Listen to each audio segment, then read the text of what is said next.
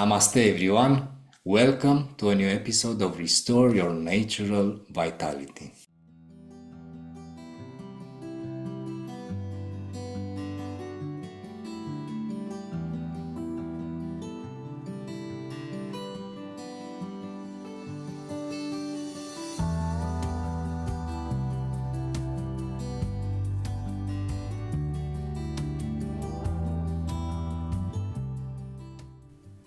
Sit fully on your left heel with your toes turned under.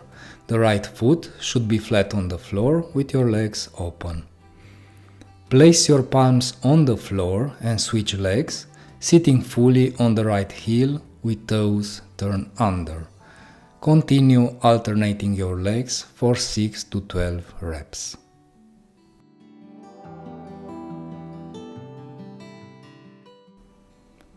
This movement is similar to the previous one, but more dynamic. Keep your palms on the floor and your legs open, aiming for smooth transitions.